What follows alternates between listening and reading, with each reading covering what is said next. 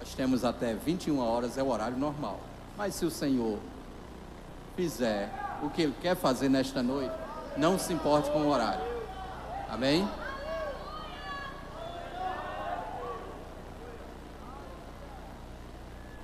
Querida igreja, Pai do Senhor Jesus, agradeço a receptividade, deixo minha palavra de consideração ao Santo Ministério e mais especificamente ao pastor anfitrião. Pelo seu aniversário deixo o Salmo 84:11, porque o Senhor Deus é um só escudo, dará graça e glória e não negará bem algum aos que andam em retidão.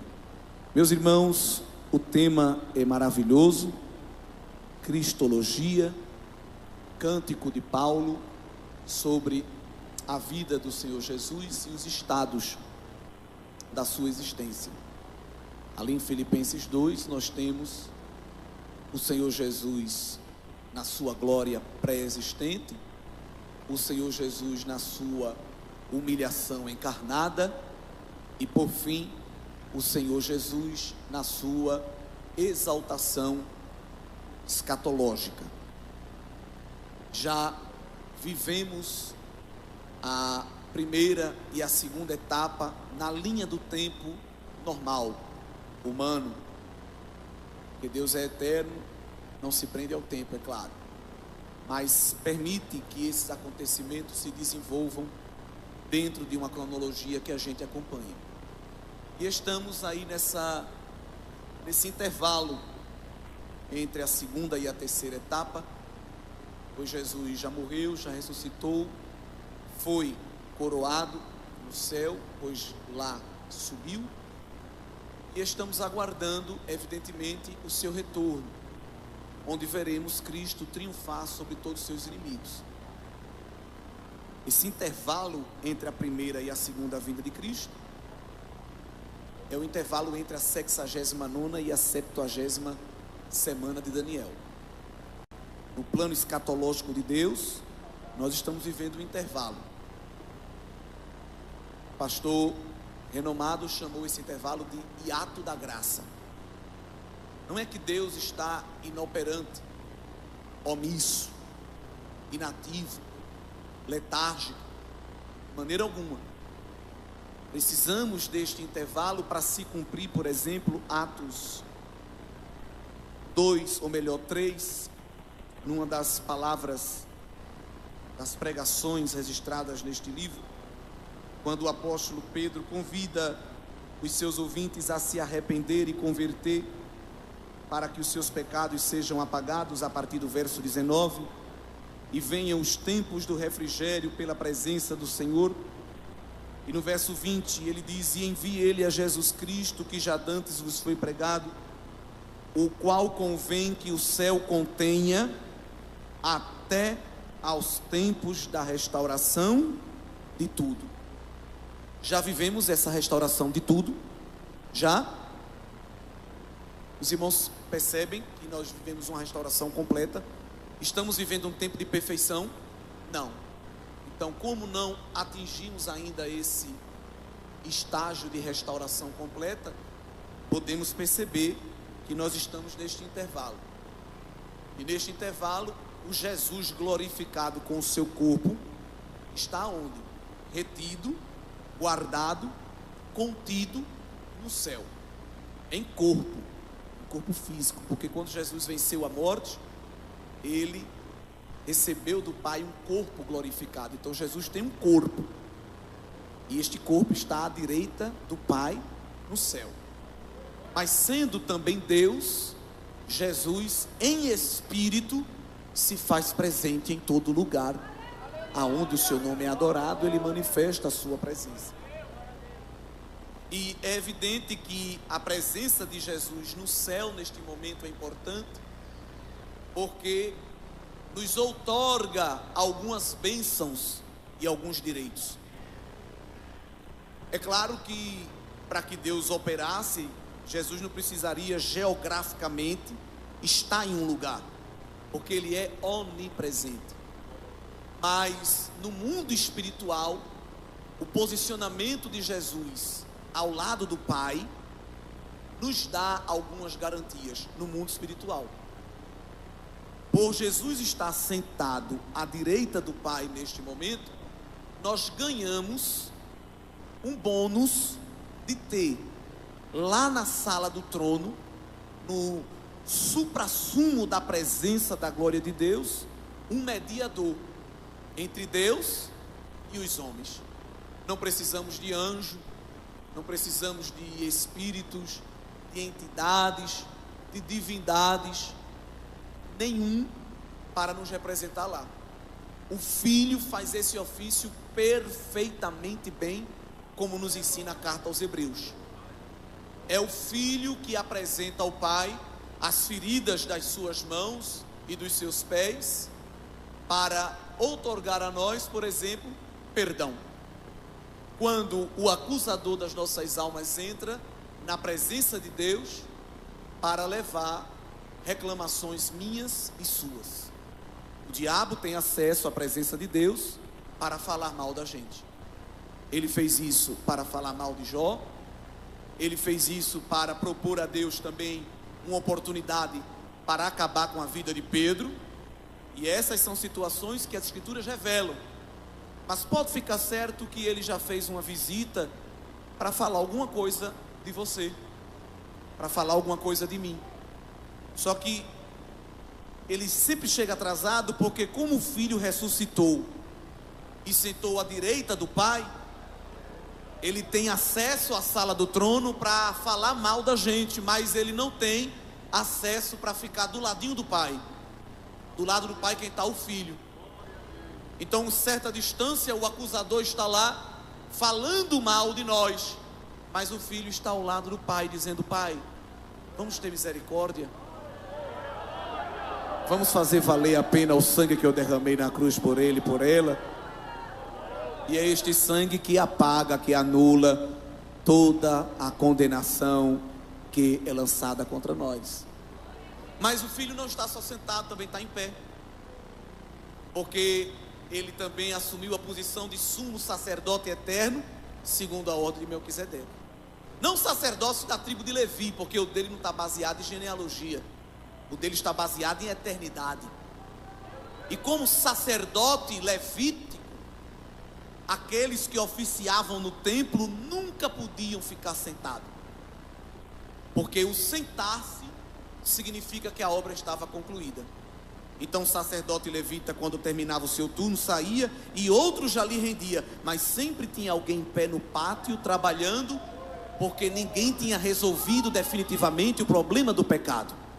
Mas na tela da eternidade, o autor aos Hebreus viu o Espírito Santo lhe revelar, num santuário não feito por mãos humanas, mas no santuário celestial, o sumo sacerdote eterno Jesus, em pé não, sentado no santuário celestial. E para que ninguém se levantasse e lhe repreendesse, dizendo: por que o Senhor sentou?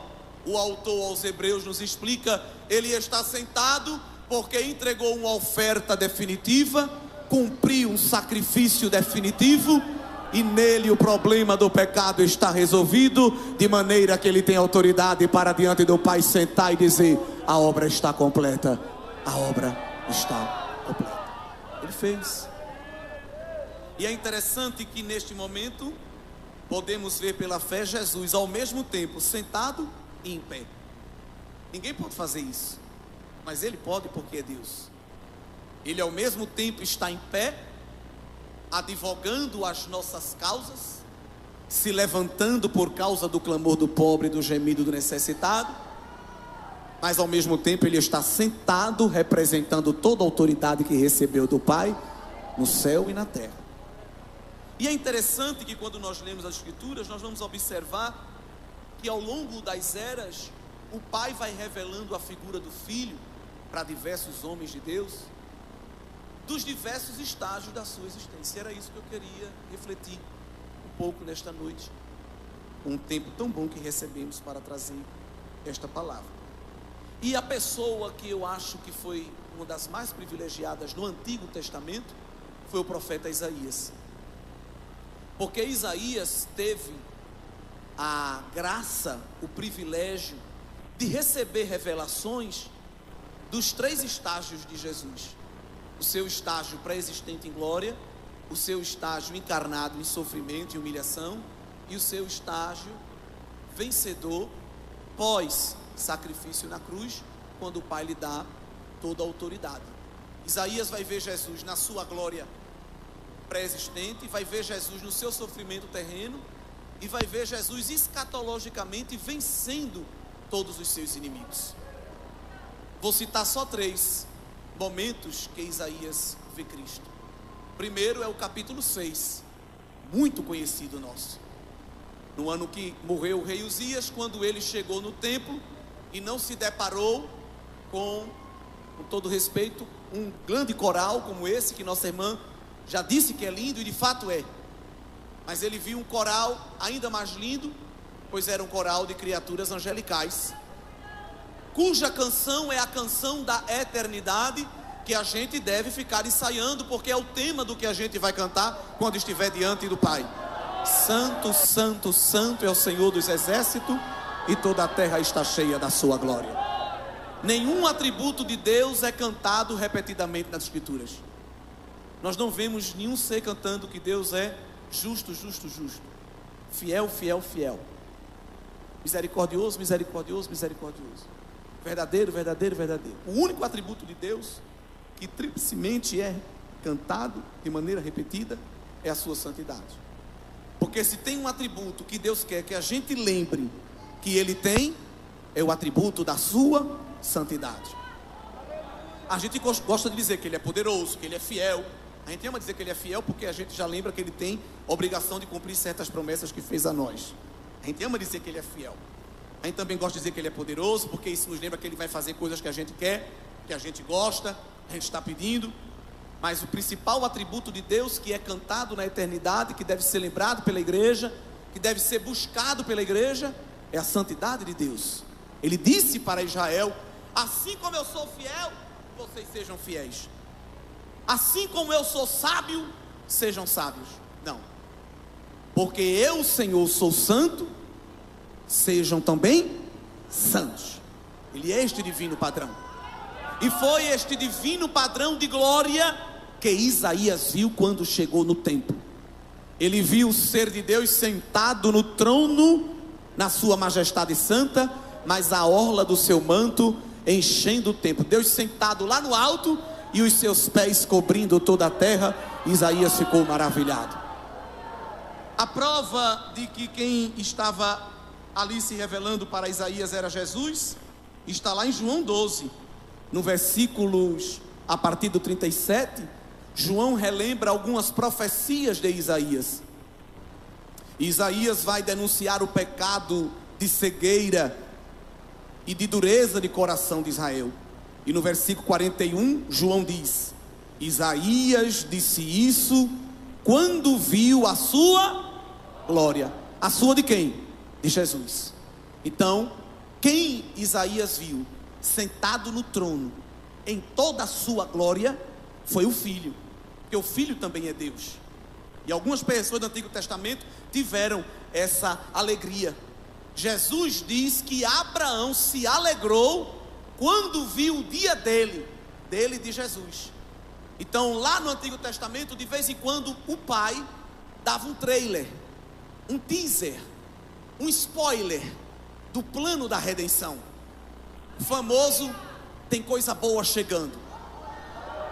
Isso é tremendo, porque toda vez que a tela da revelação na antiga aliança se abria para revelar o Filho, era mostrando o Filho em toda a sua glória.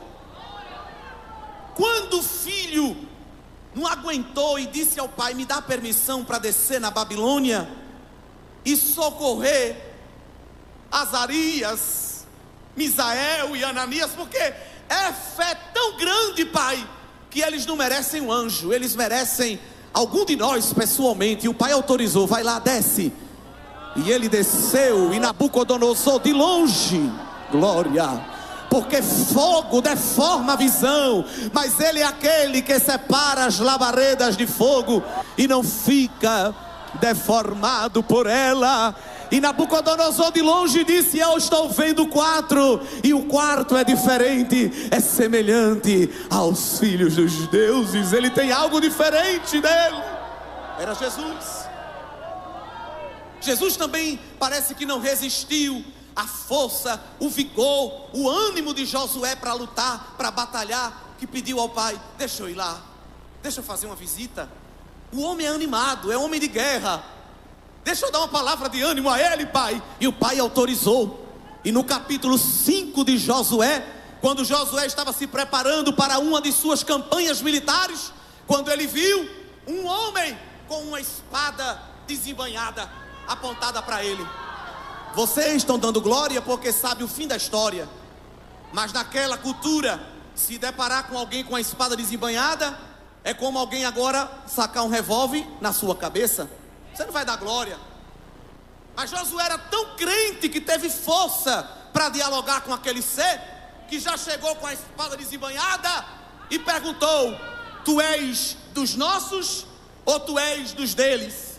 Tu é daqui ou é de lá? Tu é do bem, não é? Ou do mal? Tu é amigo ou inimigo? E aquele homem, que Josué 5 chama de anjo do Senhor, com A maiúsculo, disse: eu não sou nem de cá e nem de lá, eu não sou de um lado nem do outro, eu sou do alto, eu sou príncipe do exército de Jeová. Aleluia. Aleluia. Mas tem teólogo que não gosta de glorificar a Deus, e tudo arruma explicação para desprestigiar a revelação de Deus. Aí diz: não, isso era um anjo. Mas anjo é proibido de receber adoração. Quando na Bíblia alguma criatura vai adorar um anjo, como os anjos viram o que aconteceu com Satanás, ele não quer receber adoração. Pelo amor de Deus, se levante, porque eu sou apenas o mensageiro, eu só vim entregar o recado, eu não quero adoração. E tem uns pedaços de barro que nem anjo é e que quer adoração. Vai aprender a ser crente, porque anjo que é anjo não recebe adoração. Como é que tu quer ser adorado, caco? Entre outros cacos. Mas anjo não recebe. Mas aquele de Josué 5, quando Josué viu a espada desembainhada, e quando ele disse: eu não sou daqui nem de lá, mas do alto, Josué bateu continência. Porque Josué era militar. E como foi que Josué bateu continência? Disse: esse aqui é muito grande, só isso aqui não resolve não. Se prostrou em terra. Aleluia. E adorou. E ainda disse: me dá um recado, me dá uma mensagem, fala alguma coisa. Talvez você pense que o anjo ia dizer: aguarda a vitória, toma um pacote de bênção, se prepare para ser vitorioso, quem te viu verá. Jesus deu foi uma marretada na cabeça de Josué. É para eu falar alguma coisa? Descalça as sandálias dos teus pés, porque a terra em que tu estás acabou de ser santificada com a glória da minha presença. Adore a Jesus, porque Ele ainda faz visita na terra, e Ele tem espada desembainhada para quebrar laço, para quebrar corrente, para desbaratar os ninhos de Satanás e dar vitória ao povo de Deus. Aleluia. Então Isaías viu Jesus na sua glória pré-existente, ficou maravilhado. Eu sei que nós somos pentecostais, eu sou desde os 12 anos, creio nos mistérios de Deus. A gente vai para um culto querendo que o culto seja pentecostal, seja fervoroso, mas a nossa geração está muito acostumada a associar a glória de Deus com pulo, com correria. E eu não estou aqui falando que é errado. Quem quiser pule, se você tem essa energia, é até bom, que queima caloria. Não estou aqui para frustrar os exercícios corporais de ninguém. Mas a palavra glória no Antigo Testamento significa peso. Talvez você já ouviu até alguém falar: estamos sentindo um peso de glória. É até uma redundância. estamos sentindo o peso do peso. Todas as vezes que Deus derramou a sua glória, o homem não conseguiu ficar de pé. Nada contra, mas nos cultos nossos, não estou falando seus, nossos, estou me inserindo. Olha a glória de Deus, é todo mundo pulando para cima. Mas a glória de Deus não joga a gente para cima. A glória de Deus joga a gente para o nosso lugar, embaixo. E quando Isaías viu Jesus sentado no trono e a glória enchendo a terra, ele não disse: tira o pé do chão e vai. Ele se prostrou e disse: ai de mim que vou perecendo, porque meus lábios estão sujos e o povo ao meu redor tem a boca mais podre ainda. Sabe o que a glória de Deus faz? Revela as tuas nojeiras. Sabe o que a glória de Deus faz? Denuncia as tuas mazelas. Sabe o que a glória de Deus faz? Escancara a podridão que está escondida dentro do nosso interior. Mas não mostra para matar, mostra para dar vida. Porque quando Deus acende o facho de glória, aleluia, e passa em mim você e mostra pecado, pecado, pecado, o homem se prostra e diz: Senhor, tem misericórdia. É isso mesmo, eu vim para ter misericórdia. Vai lá no meu altar, anjo. Vai lá na farmacinha de Jeová. Tem lá nas prateleiras brasa viva.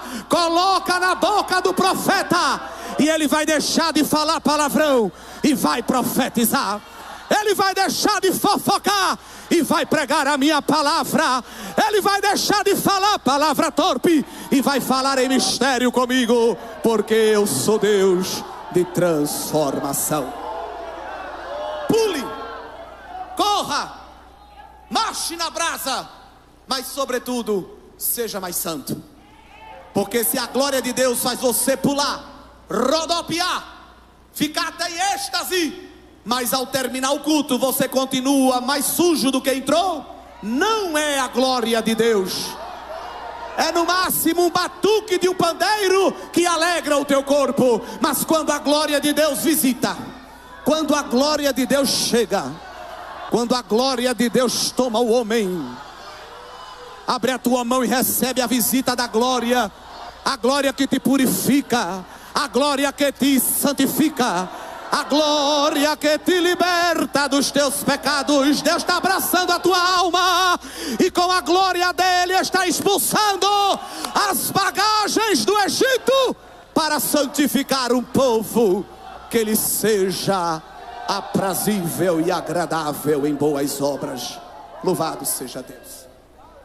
Isaías viu Jesus então glorificado na sua pré-existência lá no capítulo 6. Mas ele viu também Jesus encarnado na sua humilhação.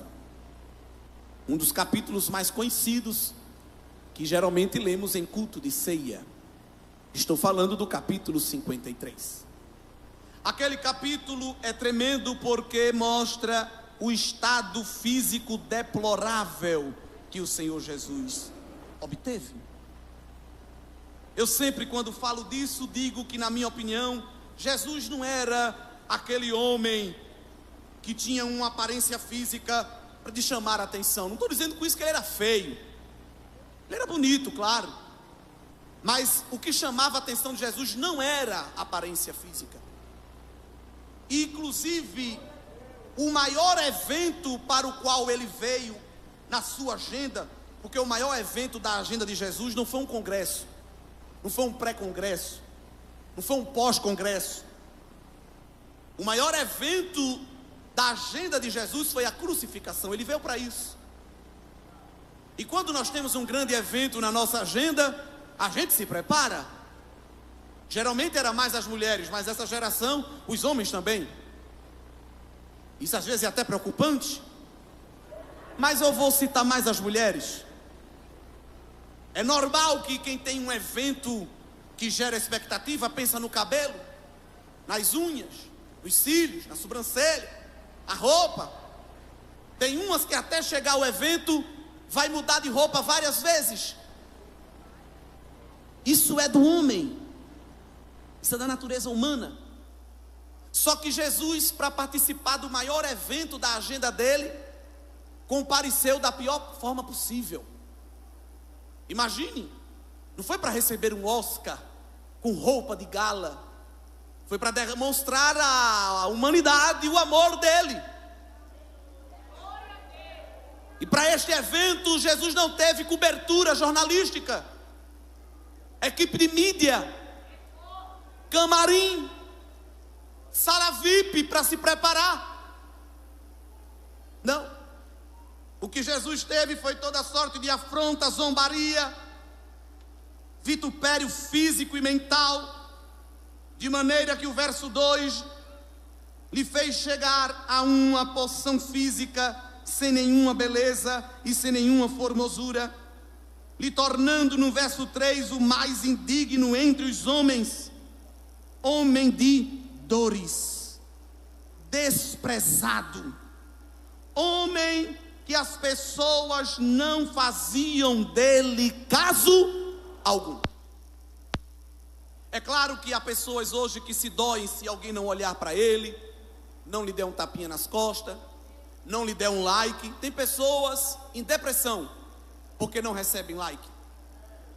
A plataforma social do Instagram criou uma função de parar de contabilizar as curtidas, porque em certos países do Sudeste Asiático tinha jovens e adolescentes se suicidando ao comparar suas postagens e perceber que tinham menos curtidas do que os seus colegas. Aí gerou essa função. Depois voltou e você escolhe se mostra ou não. Veja que vida fútil, baseada em contadas de likes. Jesus viveu o seu opróbrio e não fizemos dele caso algum. No maior evento da história, Jesus se apresenta fisicamente deplorável. Atingiu o estado de indignação e de maldição que a cruz trazia para o homem. Maldito aquele que morrer no madeiro.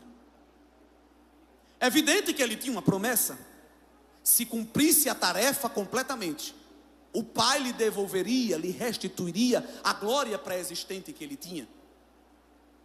E é algo tremendo porque Jesus passa esse vitupério físico para cumprir o sacrifício não levítico, não de touros e bodes, que não conseguem resolver o problema do pecado, mas o sacrifício que ia aplacar de uma vez por todas a ira de Deus e abrir para nós o Santo dos Santos, que foi rasgado não com a tesoura, mas pela carne de Cristo. E quando Jesus tomba e é guardado na sepultura, com certeza a morte, me permita personificá-la, encheu a boca d'água, apontou o seu aguilhão e disse: agora é a minha hora. Porque a morte recebe de Deus autorização quando ele tira o fôlego de vida para decompor o corpo. Mas Deus usou Davi no salmo messiânico, e que Pedro relembrou quando pregou em 2 de Atos, que o Pai não permitiria que o seu santo, com S maiúsculo, visse corrupção. Corrupção ali significa no original decomposição. E os grandes estudiosos dizem que a porta pela qual a morte entra para decompor o corpo é o pecado. Só que ela pegou em bomba, porque quando Isaías profetizou no capítulo 53 que Jesus ia ser sepultado entre os ricos, porque a sua morte foi maldita, foi indigna, foi vergonhosa, e para um judeu maldição ainda maior era não ser sepultado, era deixar o corpo livre para ser comido pelas aves de rapina. Mas o pai disse: não, meu filho vai ser moído até a morte, vai passar a humilhação da morte, mas eu também não vou deixar ele jogado ao vento e aos urubus. Já tem um plano funerário para ele na eternidade. Tremendo, não é? Você vai pagar, tem gente que paga várias parcelas para ter um túmulozinho lá, um jazigo. O pai pagou o plano funerário do filho num jazigo novinho em folha. Tremendo. usou José de Arimateia, que lhe emprestou aquele jazigo familiar, inaugurado, talhado na pedra. Interessante que foi tanto trabalho para Jesus passar só um fim de semana. Glória a Deus. Mas é porque o pai estava dizendo ao filho: neste intervalo está tudo no meu controle.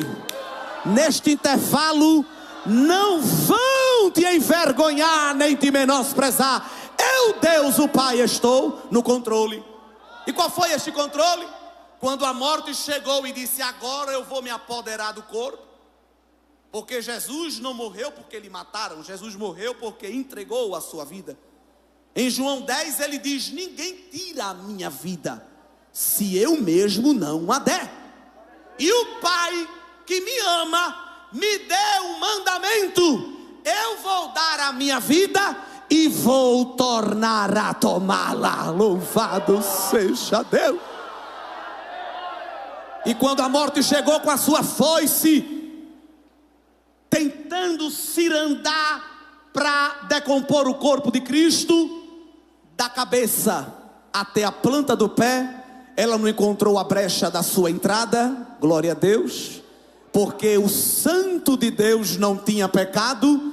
E eu penso que a morte salivava e queria se apoderar, mas o Pai do céu blindando o corpo do filho, dizendo: decomposição aqui não.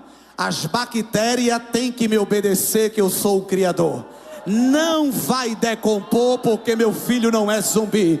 Meu filho é rei glorificado. E no amanhecer do terceiro dia, sem guindaste nem dinamite, removerei a pedra, e ele se levantará vitorioso sobre a morte de uma vez por todas. Aleluia. E Jesus se levanta ressuscitado, já com uma natureza humana e uma natureza divina, que lhe permitia ultrapassar as barreiras físicas da vida comum. E é muito lindo porque neste intervalo Jesus vai tratar ainda ressurreições, libertações, restituição de ministério, para poder voltar ao céu. Há muitas correntes, seitas, heresias, de religiões, porque quando o povo aqui passa a vida sem Deus, mas quando morre, todo mundo bota todo mundo no céu. É como que o céu fosse uma colônia de férias, um resort, onde todo mundo pode entrar. Passa a vida todo embaraçado, não gosta de Deus, não quer saber de Bíblia, odeia a igreja, mas no dia que morre, está todo mundo lá dizendo: com certeza está com Deus.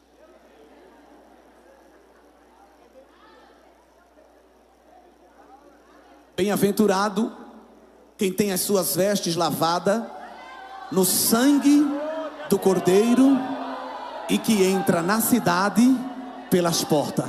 Lá não tem porta do fundo, lá não tem brecha de janela, lá não tem propina para anjo, nem gorjeta para arcanjo. O cara crachá do céu é as vestes lavadas no sangue carmesim que abre a porta, Pai. Aleluia! E o filho volta. Jesus diz: ninguém subiu ao céu, senão aquele que de lá desceu, a saber, o Filho do Homem. É Jesus que tem este livre trânsito, porque isso foi acertado com o Pai na eternidade.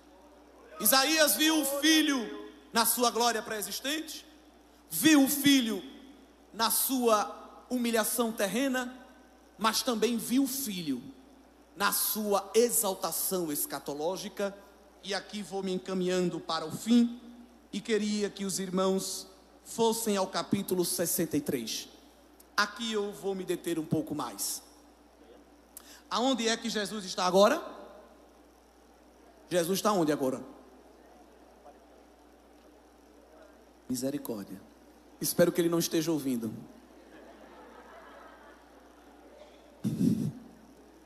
Mas eu entendo porque os irmãos não responderam, porque essa resposta tem duas perguntas. Jesus em corpo glorificado está onde agora? Melhorou um pouco. Jesus em espírito está onde agora? Está aqui em qualquer lugar. Isaías viu o Filho pré-encarnado na glória, viu o Filho na terra, encarnado em humilhação, mas viu também o Filho exaltado na sua redenção final. Quem é este que vem de Edom, de Bosra, com vestes tintas? Este que é glorioso em sua vestidura, que marcha com a sua grande força. Isaías está aqui no muro da cidade de Jerusalém, Sião de Deus, e de repente vê um homem marchando com as vestes vermelhas, e ele pergunta, uma pergunta meio que retórica, porque a resposta se sabia: quem é esse que está vindo? Ele está vindo de Edom. Edom, geograficamente, no Antigo Testamento, representa a terra de gente que não presta. Edom, geograficamente, é uma figura de linguagem para território de paganismo, de prostituição, de materialismo, sequidão espiritual, irreverência, frieza. Só como prova, poderíamos citar tantos outros textos, mas vamos rapidinho, deixando esse texto marcado, em Malaquias, capítulo 1. Se os irmãos não achar cansativo ou ruim abrir Bíblia, no versículo de número 4, Deus usa o profeta, diz para Edom, eles se vangloriam dizendo: estamos pobres, porém tornaremos a edificar os lugares desertos. Assim diz o Senhor dos Exércitos: eles edificarão e eu destruirei. Lhes chamarão termo de impiedade e povo contra quem o Senhor está irado para sempre. Edom adquiriu uma dívida com Deus, porque se levantou deliberadamente contra o povo de Deus, Israel. Deus deu oportunidades para Edom se render, se arrepender, mas na obstinação do pecado nunca quiseram. Por isso que teologicamente Edom é território de pecado, de iniquidade, de gente que sabe o que é o certo para fazer, mas faz exatamente o errado. E este homem que está vindo marchando, está vindo de Edom, está vindo de Bosra, capital de Edom. Um jogo de palavras no original hebraico. Quem é este que vem do vermelho? É aquele que vem com as vestes da cidade da colheita das uvas, onde a uva é colhida, vindimada, produz o suco avermelhado. E este homem vem marchando e vem com força. Este próprio homem vai responder para Isaías: sou eu que falo, e falo com justiça. Sou eu, poderoso, poderoso para salvar. De Gênesis 1 e 3 até Apocalipse 21 e 5, nós vamos ver Deus falando. Se tem uma coisa que Deus gosta, é de falar, porque através da fala Ele se revela, Ele se apresenta. Nossa vida vive em busca da voz de Deus, que é poderosa, desnuda a penha, faz parir as cervas, se assenta sobre as águas revoltosas e diz para elas: psiu, olha para o vento pavoroso e diz: aquieta-te. Esta voz de Deus quebra a árvore mais forte do Oriente, que é o cedro do Líbano. Deus fala e a terra treme. Deus fala e as montanhas chacoalham, como que batendo uma perna na outra. Às vezes Deus está falando, como num culto como este, e tem pessoas insensíveis à voz de Deus. Eu não estou falando de, enquanto eu pregar, você ficar dando glória, aleluia, e fazendo qualquer outra coisa. Talvez o silêncio é de quem está ouvindo a palavra, mas há pessoas que estão ouvindo Deus dizer: faça, e não fazem. Venha, e se afastam. Subam, e descem. sempre escolhendo a carreira diametralmente oposta. Mas Deus fala e alguma hora a terra vai ter que obedecer. E tem terra resistente ouvindo a voz do El Shaddai e fazendo ouvido de mercador. Mas a voz de Deus vai marcar o encontro com um coração endurecido. Glória, tu crê? A voz de Deus vai chegar como um martelo e vai tornar a pedra bruta em farelo. E alguém vai ter que se render ao Todo-Poderoso. Alguém na tua casa está ouvindo a voz de Deus e fazendo o que não ouve. Mas não é tu quem vai falar na tua boca eu sou o que sou. E a terra vai tremer, a terra vai se abalar e vai pegar a vontade de Deus e colocar dentro do seu coração. Deus é o Deus que fala, Deus é o Deus que se revela. E Deus não fala da vida dos outros, Deus não fala mentira, Deus não fala falsa promessa. Deus fala e faz, porque o seu querer está unido ao seu efetuar. A voz de Deus é poderosa para trazer à existência o que foi que Ele usou como matéria-prima para criar o universo. A sua voz, e tão somente a sua voz. E você precisa só disso, da voz de Deus. Você não precisa de um container de material de construção. Você não precisa de uma conta cheia de dinheiro. Você não precisa investir em Bitcoin. Você precisa só da voz do El Shaddai dizendo algo, e este algo se efetuará. Aleluia. Aonde é que o inimigo trabalha? Trabalha para nos afastar da voz de Deus. Isso aqui, irmãos, um culto, palavra sendo pregada, a igreja ouvindo, está se tornando cada vez mais raro. Porque Satanás sabe que Deus falando é Deus agindo. Então ele tenta interromper e colocar ruídos entre a comunicação de Deus e o homem. É por isso que o Filho se levantou. Se levantou na sua exaltação glorificada e veio de Edom marchando e dizendo: eu sou aquele que fala.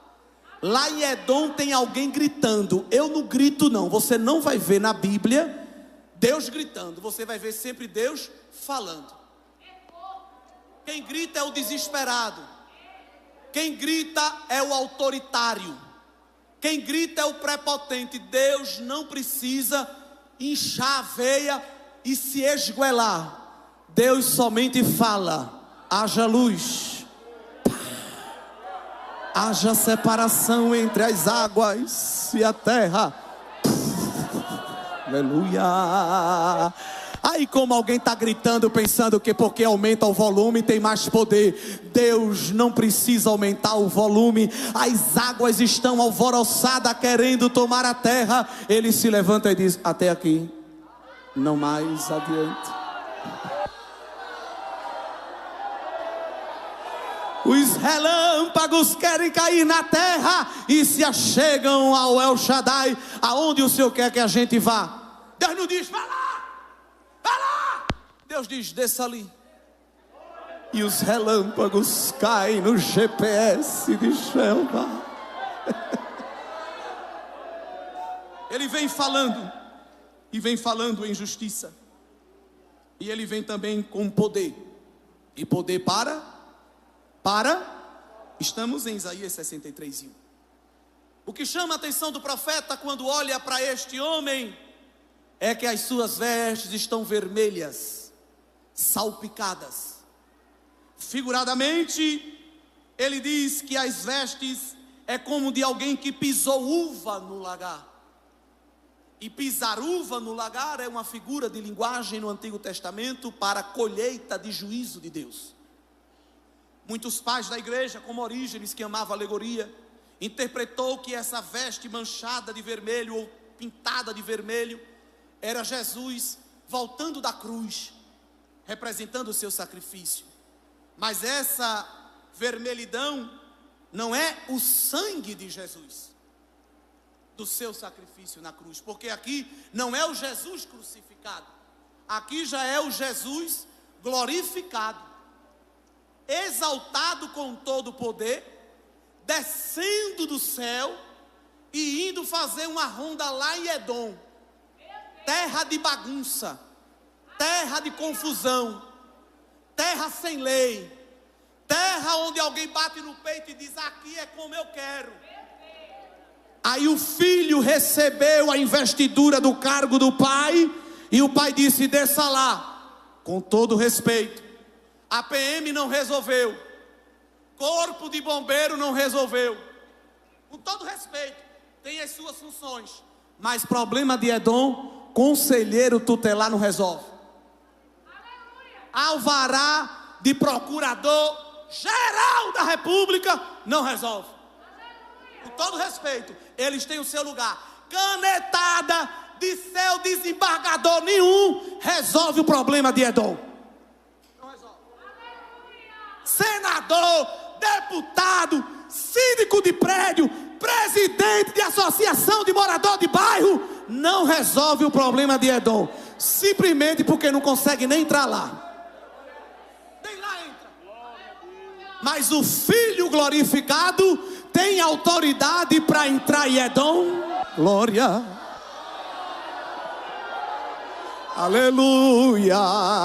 Não precisa de escolta, não coloca colete à prova de bala, não vai acompanhado de pastor alemão, não precisa de arma de choque, de batalhão de choque.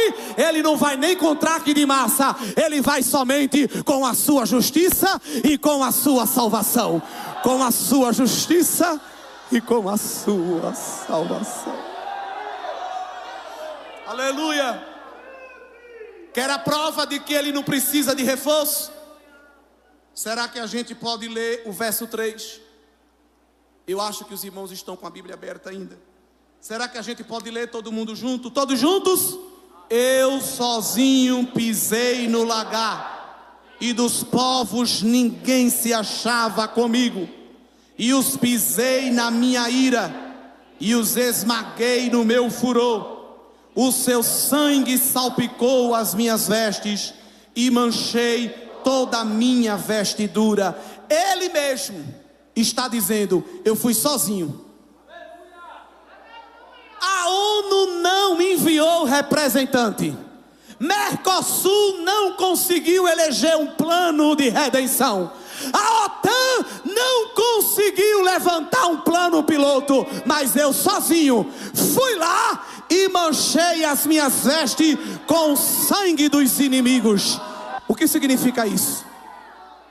Aqui Isaías está vendo Jesus entrando em Edom e pisando o lagar de Deus, colhendo a justiça de Deus na vida dos inimigos de Deus. Este sangue que está estampando a veste não é o sangue derramado na cruz. Este sangue aqui é o sangue dos inimigos de Deus. Na primeira vinda, vimos Jesus ensanguentado na cruz. Na segunda vinda, veremos Jesus pisando os seus inimigos.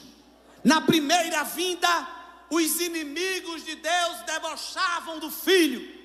Na segunda vinda, o Filho debochará dos inimigos de Deus. Estamos vivendo este tempo ainda? Não. Esta última fase, Isaías viu há milênios atrás, e nós ainda não estamos vivendo. Mas, irmão, um ateu pega esse texto, um pós-modernista: que Deus cruel, Deus vingador, Deus que vai pisar no inimigo e fazer ele sangrar. Verso 4. Esse evento está na agenda de Deus. Porque o dia da vingança estava no meu coração, e o ano dos meus redimidos é chegado. Na agenda de Deus, o dia do juízo é o mesmo da salvação. A diferença é só a posição em que a gente vai estar.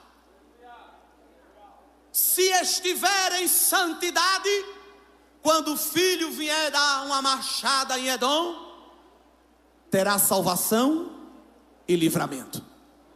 Mas se estiver em pecado, não confessado e sem arrependimento, o dia do juízo vai ser dia de dor, prestação de contas. O Senhor tem que fazer isto, porque a palavra vingança aqui, no original mais significa recompensa. E Deus é justo, porque recompensa os bons e recompensa os maus.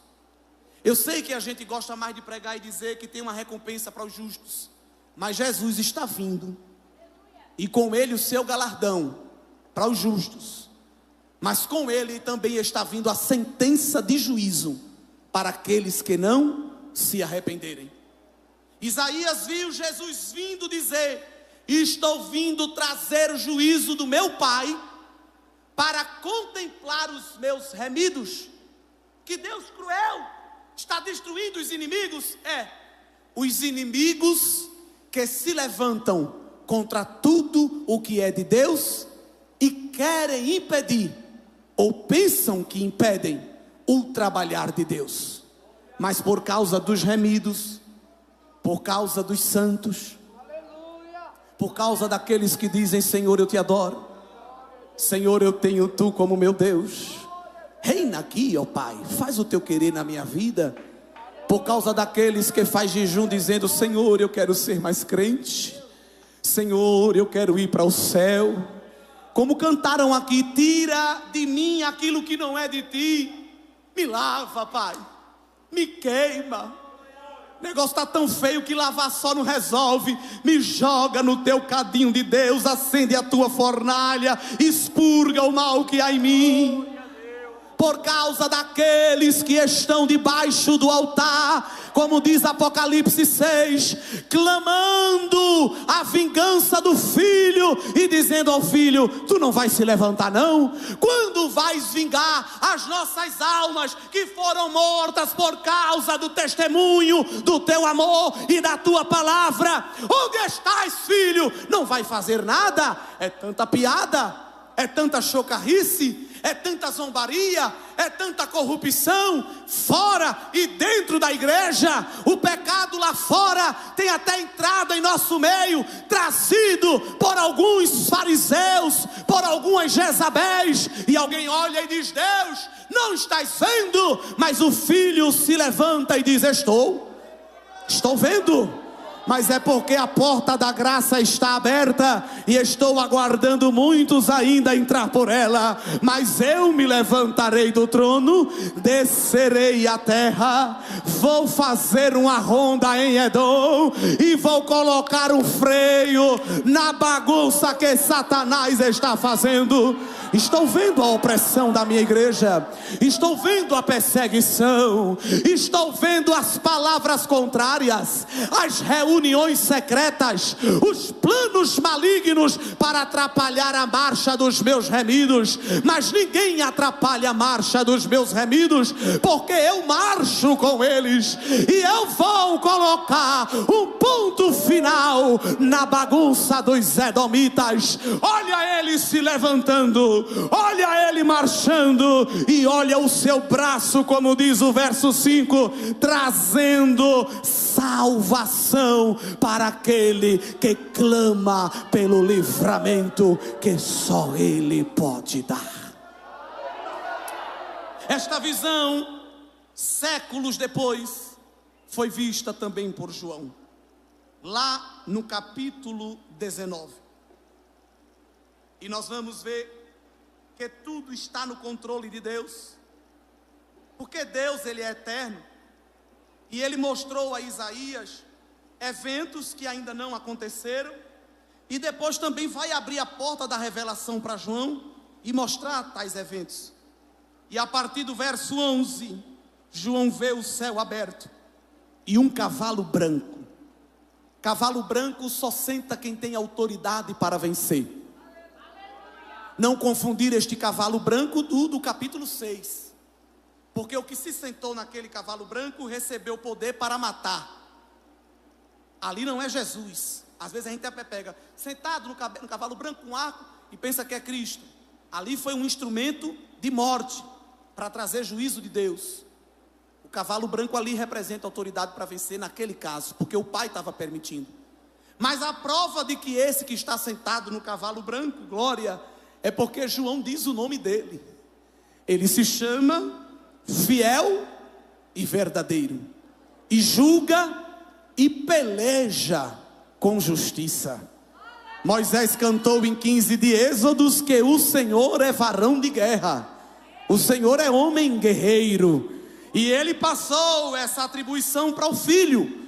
O filho não usa lente de contato, verso 12, ele tem olhos como chama de fogo, glória.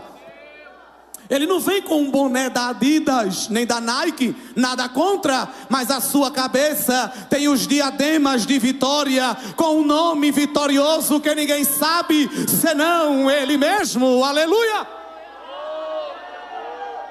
E aqui João vai ver a sua veste salpicada de sangue, e o nome pelo qual ele se chama é a palavra de Deus. Porque como é que ele vai trazer vitória para a igreja? Não é com bomba, nem é com míssil, nem é com abaixo assinado, nem com pneu queimado na BR, nem colher de pau batendo em panela.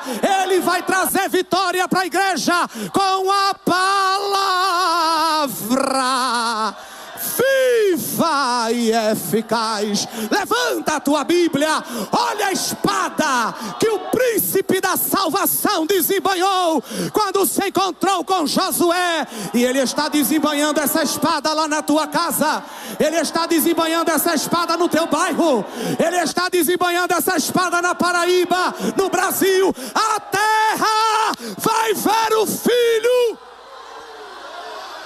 com a espada desembanhada, para quebrar o arco, para cortar a lança, para queimar os carros de fogo e para cessar a guerra até o fim da terra.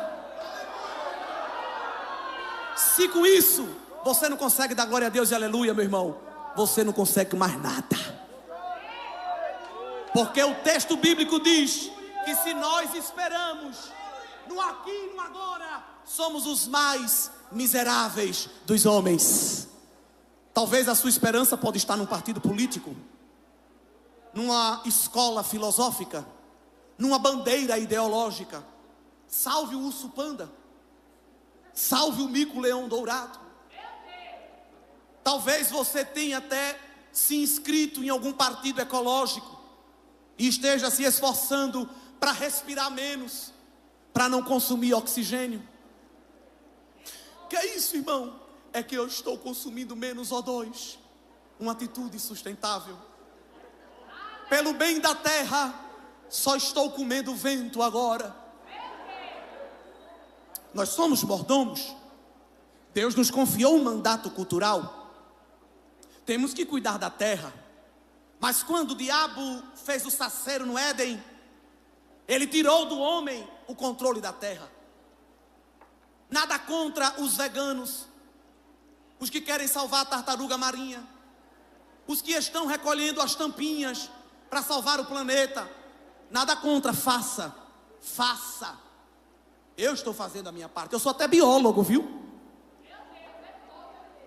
Cuide do planeta. Mas Deus não vai dar a glória da redenção da natureza a partido político, a ONG, a agremiação ambiental. Não, vai não. O diabo roubou o controle da terra. Deus deu a Adão. Adão não vigiou e perdeu para o diabo. Por isso que em 5 de João, eu posso falar mais um pouquinho ou é melhor parar? Dá para falar mais um pouquinho? Por isso que em Apocalipse 5 surgiu uma pergunta no céu: quem é digno de abrir o livro e desatar os selos? E ficou um silêncio. Aqui deu glória, mas lá ficou em silêncio. Ninguém quis ir. Que livro é este? A gente estuda em 32 de Jeremias, quando seu primo Anael de Anatote perdeu a propriedade da terra no exílio.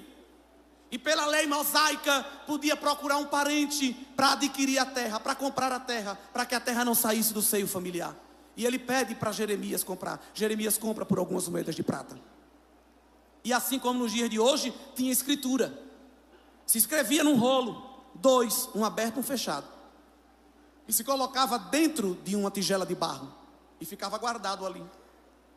Quando chegasse o ano da remissão, a terra poderia ser devolvida. E a prova de a quem ela pertencia, quem comprou, era o que estava escrito. Então o que estava escrito no rolo, selado, só podia ser aberto por quem comprou. Quando ele comprava, estava lá a prova: a terra é minha. E se é minha, eu dou a quem quero. Jeremias comprou, devolveu ao seu primo. A escritura dava posse de resgate da terra. Aonde é que está a escritura de posse de resgate do planeta? Na sede do Partido Verde?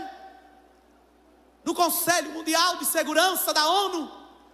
Na cúpula do G20? Em Lausanne, na Suíça? Um alto e sonante vos digo: não. Está na sala do trono. Glória. Aleluia.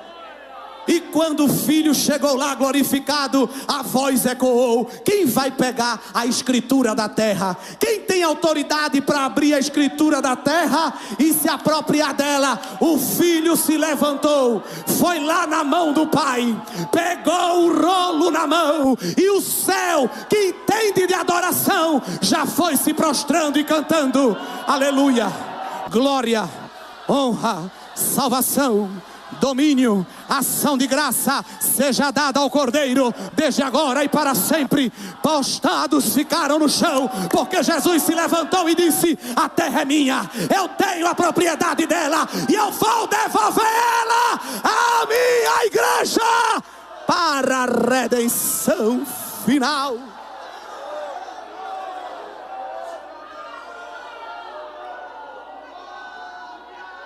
Aleluia. Paulo disse que a natureza geme com dores de parto, aguardando com intensa expectativa o dia da redenção. A natureza não está dizendo: o partido político vem nos salvar,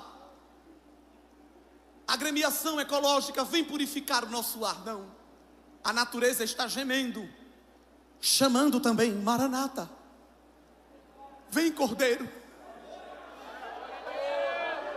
Vem restaurar o Éden que tu criaste. Aleluia. E Ele não vai restaurar só a natureza. Ele não vai restaurar só corpos hídricos, atmosfera, camada de ozônio, árvores. Ele vai restaurar relacionamentos. Ele vai restaurar famílias. Ele vai restaurar mentalidades. Aleluia. O diabo se apoderou da terra, da casa, da família, da mente de alguém. Como um valente, ele fica com a chave na mão dizendo: agora é meu e ninguém toma. Mas aquele que vem com a veste manchada de sangue e com justiça na mão, está dizendo ao valente: me dê a chave. Me dê a chave. Devolva, porque a terra é minha. Olha a escritura na minha mão, olha a marca de sangue. Abre a tua mão e recebe restituição. Jesus está visitando a tua casa e devolvendo a você o território. Alguém tomou a posse, mas Jesus está devolvendo a paz. Jesus está devolvendo a alegria. Jesus está devolvendo a vida. Ele está vindo marchando e dizendo a você: eu vim agora de Edom, eu destruí o teu inimigo e estou te trazendo livramento, salvação, restituição. Derramara sobre a folha. Será que tu pode ouvir pela fé cadeado sendo quebrado, corrente sendo despedaçada? Ele está derrubando porta que o diabo levantou abaixo e está dizendo: entra de volta no território. Te apropria sobre a Fá. Ele não precisa de tanque de guerra, ele não precisa de reforço nuclear.